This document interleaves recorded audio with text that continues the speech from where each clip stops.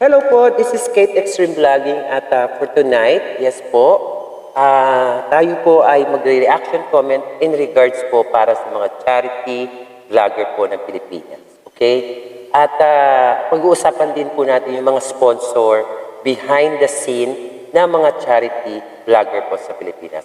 Paunawa lang po, ito po ay hindi ginawa para po pag-awayin ang mga charity vlogger na nasa Pilipinas po at ang mga sponsor or ang mga humanitarian group of people at mga charitable institution. Okay? Ito po ay ginawa para lang po i-clear out sa mga tao, sa mga manunood, kung paano po nangyayari po ang charity vlog. Okay? So ito po ay nagsisimula sa mga vlogger katulad ko po na si Kate Extreme Vlogger. Ako po ay, ang proyekto po ay magpabahay or tumulong po sa kapwa. Of course, kailangan ko po ng mga sponsors, right?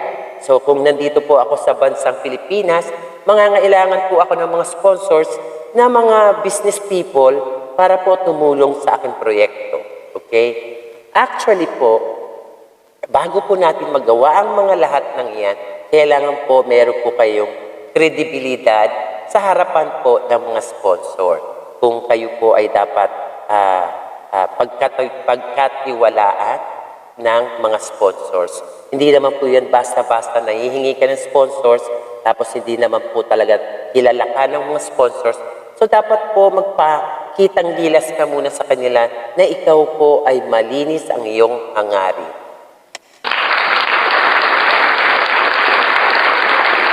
Okay. So sisimulan po natin kay Pugong Biyahero. Yes. Si Pugong Biyahero po, nakita naman natin, yes, sa araw-araw po na kanyang vlog, umaakyat po siya sa mga kabundukan at kung saan-saan.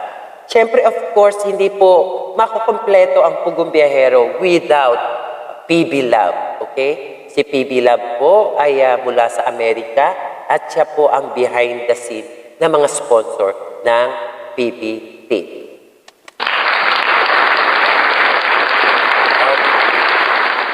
Doon naman po sa ibang vlogger po, meron din naman po silang mga sponsor na mula po sa USA. Yes, mula rin po sa Amerika, grupo po ng mga Pilipinong, mga manggagawa, Pilipino po mga nurse, doctors.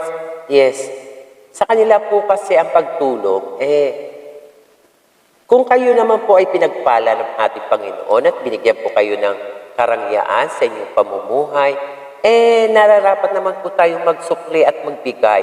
So, in behalf of the OFW ng Amerika po, yes, nagbigay din po sila ng kanilang part para po sa mga ibang charitable institution or charitable vlogger po, para po makatulong sa kapwa.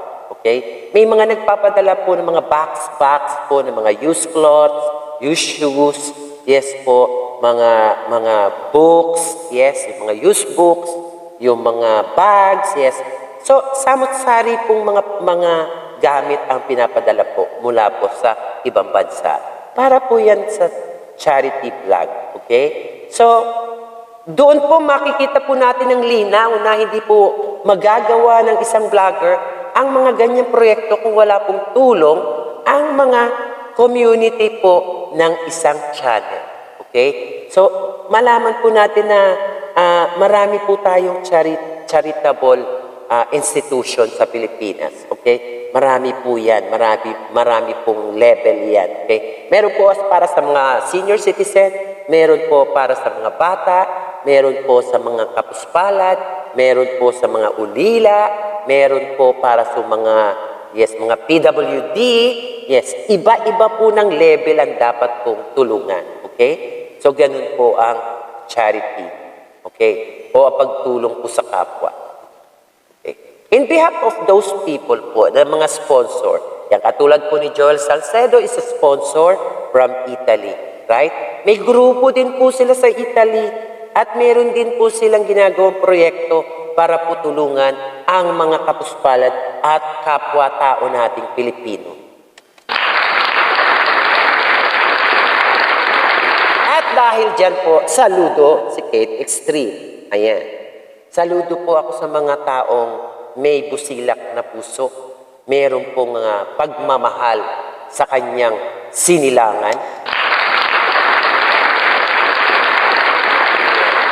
So mas maganda na rin po, di ba? Isipin nyo, guys and girls, okay? Sa mga nanonood po at napadaan, isipin nyo po, tumanda na kayo't lahat, dumating na po kayo sa pagtanda, at isipin nyo po kung meron po kayo nagawa sa kapwa nyo.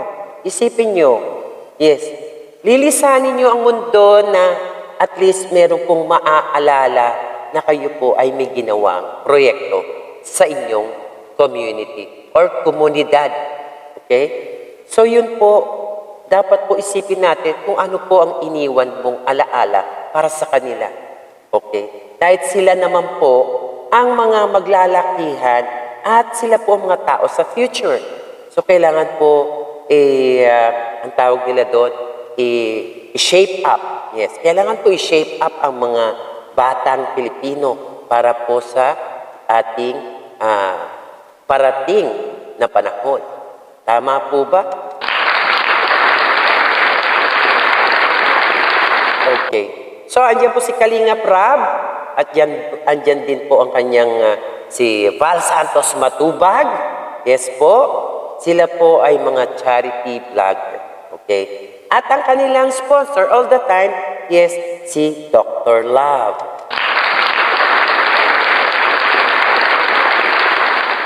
Yes naman. Si Pugang Biyahero naman, ang sponsor niya, of course, si PB Love. So, si PB Love po ay mula po, nakatira po sa Amerika at talaga po siya matulungin. Yes, mapagmahal po sa kapwa. At isa rin po siyang vlogger. Ayan. So, ayan po. Marami na po tayong vlogger sa Pilipinas, sa totoo lang. Halos lahat po ng Pilipino ay vlogger. Yes. Isa na rin po ako sa pagiging vlogger. Ayan. So, wag po nating isipin na ito po ay si vlogger A ay magaling. Si vlogger B ay super galing. Si vlogger C ay super duper galing. Yes, wag po natin isipin yun. Yes, hayaan po natin ang tao ang maghusga. At sa dulo po, ang Diyos natin ang maghuhusga sa atin. So, ayan po. At ito po ay maiksing reaction comment lang para lang po maghatid po ng kalinawan para po sa mga tao kung ano po ang charity vlogger at ano po ang sponsor. Yes, ano po ang kanilang galawan sa loob. Okay? So, in behind the scene, yung mga sponsor. Tapos, yung gumagawa po ng proyekto, syempre yung mga vlogger. At yun po ay kaagapay ng mga vlogger as well.